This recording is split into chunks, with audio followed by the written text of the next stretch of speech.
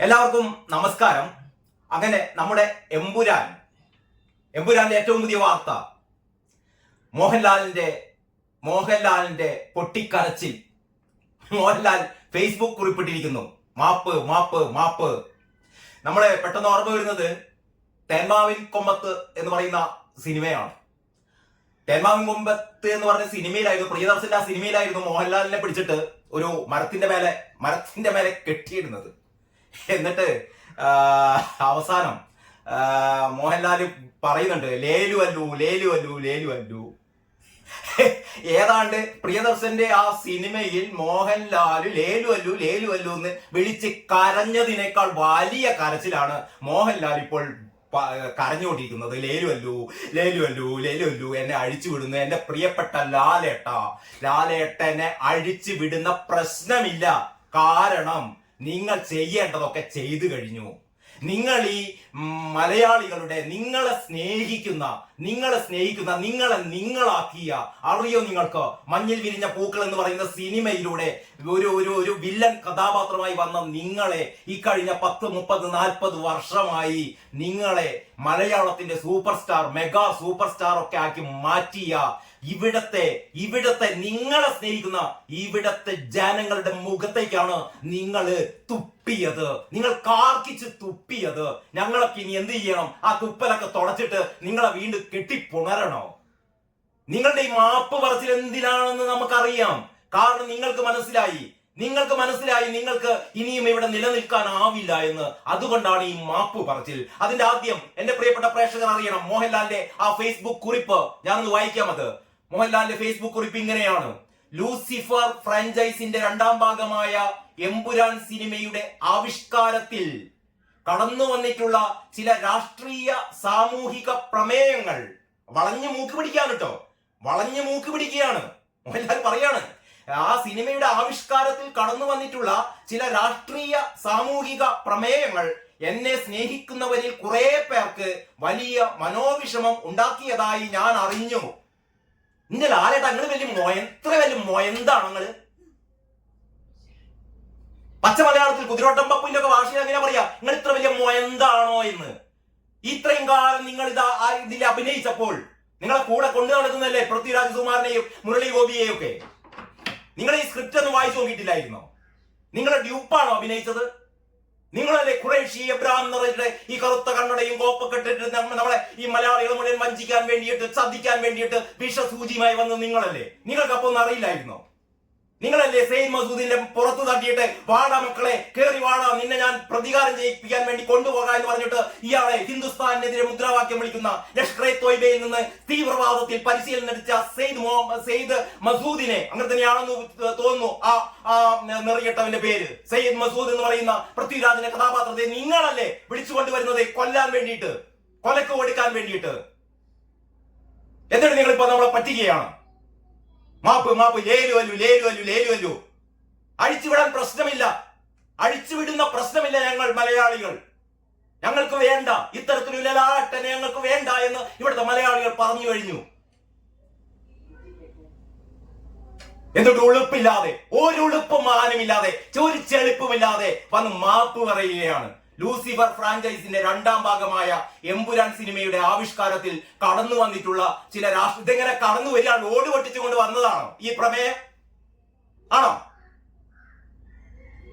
മുരളി ഗോപിയും പൃഥ്വിരാജ് സുകുമാരനും നിങ്ങളൊന്നും അറിയാതെ ഈ ഇതിന്റെ പ്രമേയം എന്ന് പറയുന്നത് ഓട് പൊട്ടിച്ച് പുറത്ത് ചാടിച്ചതാ, പുറത്ത് ഉള്ളിലെടുത്ത് വന്നതാണോ?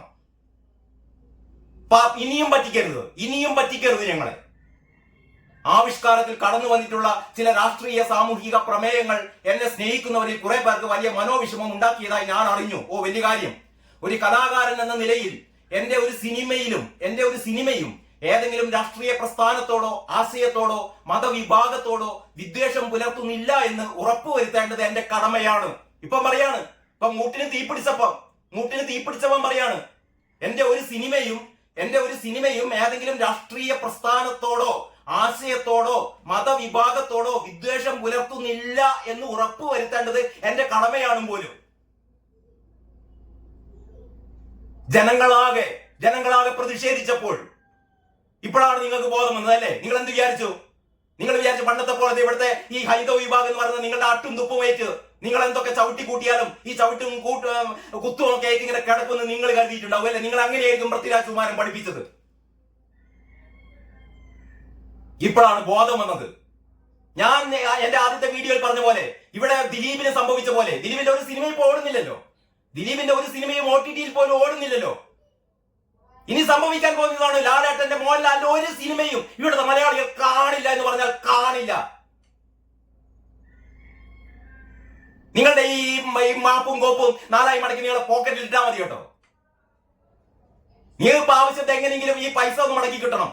നിങ്ങളുടെ ഇനിയുള്ള നിങ്ങളുടെ സിനിമകളൊന്നും ഫ്ലോപ്പ് ആവരുത്. വീണ്ടും വീണ്ടും ആൾക്കാർ വന്ന് കാണണം. ഇതിനു വേണ്ടിയിട്ടുള്ള അതല്ലാതെ നിങ്ങളുടെ മനസ്സിനുള്ളിലുള്ള ഒരു ഖേദപ്രകടനമൊന്നും അല്ല ഇത്. കാരണം അറിയാം, അങ്ങനെയാണ് നിങ്ങൾ ഇത് എഴുതിയത്.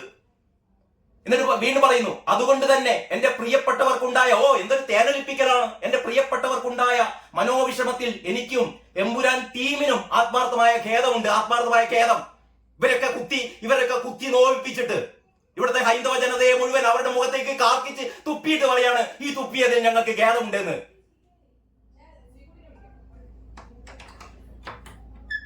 ഒപ്പം അതിന്റെ ഉത്തരവാദിത്വം സിനിമയ്ക്ക് പിന്നിൽ പ്രവർത്തിച്ച ഞങ്ങൾ എല്ലാവരുടേതുമാണ് എന്ന തിരിച്ചറിവോടെ, അതിന്റെ ഉത്തരവാദിത്വം ഞങ്ങൾ എല്ലാവരുടേതുമാണ് എന്ന തിരിച്ചറിവോടെ ആണല്ലോ. ഇതിന്റെ ഉത്തരവാദിത്വം പിന്നെ ആർക്കാണ്? നിങ്ങൾക്കല്ലാതെ പിന്നെ ആർക്കാണ്? ഞങ്ങൾക്കാണ് എന്ന തിരിച്ചറിവോടെ അത്തരം വിഷയങ്ങളെ നിർബന്ധമായും സിനിമയിൽ നിന്ന് നീക്കം ചെയ്യാൻ ഞങ്ങൾ ഒരുമിച്ച് തീരുമാനിച്ചു കഴിഞ്ഞു.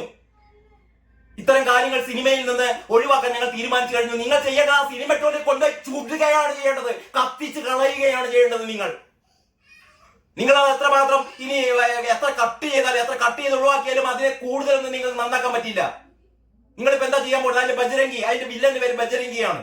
ബജരംഗി എന്ന് പറഞ്ഞ വില്ലന്റെ പേര് നിങ്ങൾക്ക് മാറ്റാൻ പറ്റുമോ? ഒരു 100,000 പ്രാവശ്യം ബജരംഗി എന്ന് ആ വില്ലനെ നിങ്ങൾ വിളിക്കുന്നുണ്ട്. നിങ്ങൾക്ക് എങ്ങനെയാണ് അത് ഒഴിവാക്കാൻ പറ്റുന്നത്?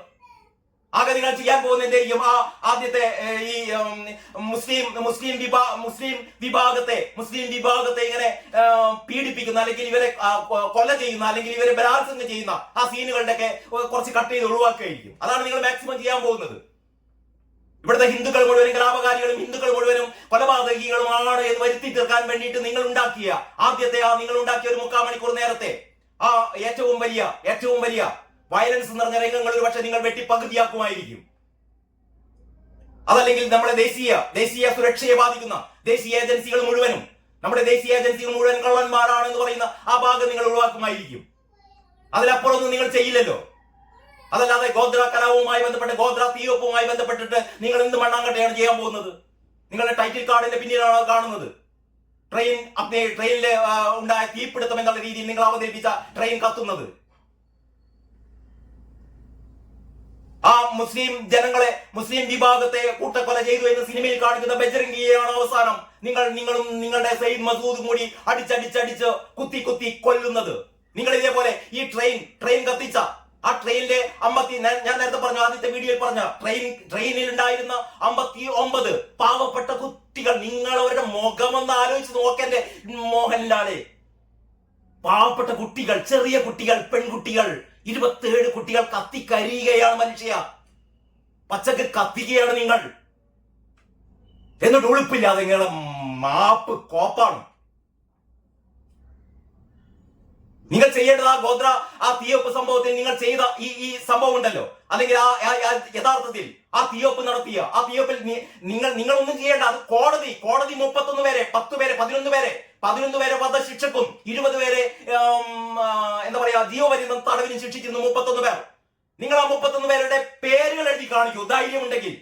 ഗോത്ര തീവണ്ടി പച്ചയോടെ ഹിന്ദുക്കളെ കൂട്ടക്കൊല ചെയ്ത, തീ വെച്ചു കൊന്ന ആ കാപാലികരായ മൃഗങ്ങളായ ഈ യഥാർത്ഥത്തിൽ ഈ ഗുജറാത്ത് കൂട്ടക്കൊലക്ക്, അല്ലെങ്കിൽ ഗുജറാത്തിലുണ്ടായ ഈ ഗുജറാത്ത് കലാപത്തിന് വഴിമരുന്നിട്ട ഈ ഒരു അക്രമ സംഭവം നടത്തിയ, ഗൂഢാലോചന ചെയ്ത് ഇത്തരം പാവങ്ങളെ കൊന്നൊടുക്കിയ ഈ 31 പേരുടെ ലിസ്റ്റ് നിങ്ങൾ ഈ സിനിമക്ക് പിന്നാലെ നിങ്ങൾ കൂട്ടിച്ചേർത്തിടുവോ? അതിനുള്ള ധൈര്യം നിങ്ങൾക്കുണ്ടോ? ഗോത്ര ഈ തീവപ്പ് സംഭവത്തിൽ പ്രതികളായ ഈ 31 ഇസ്ലാമിക തീവ്രവാദികൾ ഇതാ അവരുടെ ലിസ്റ്റ് ഇതാ എന്ന് പറഞ്ഞ് ഇടാനുള്ള ധൈര്യം നിങ്ങൾക്കുണ്ടോ? അതൊന്നുമില്ലാതെ നിങ്ങൾ എന്താ ചെയ്യാൻ പോകുന്നത്? കുറച്ച് ഭാഗങ്ങൾ വെട്ടി മാറ്റും അത്രേ. എന്നിട്ടും വന്ന് കാണണം നിങ്ങളുടെ ഈ നിങ്ങൾ ഉണ്ടാക്കിയ ഈ കോപ്പ്, നിങ്ങളുടെ മാപ്പ്. അത് നാളെ മടക്കി പോക്കറ്റ് ഇട്ടാൽ മതി എന്ന് മാത്രമേ എനിക്ക് പറയാനുള്ളൂ. ബാക്കി ഈ എമ്പുരാനുമായി ബന്ധപ്പെട്ട ഏറ്റവും പ്രധാനപ്പെട്ട കുറെ കൂടി പുതിയ വിവരങ്ങളുണ്ട്. അതെല്ലാം അടുത്ത വീഡിയോയിൽ നിങ്ങൾക്ക് കാണാം. അതുവരെ എല്ലാവർക്കും നന്ദി, നമസ്കാരം.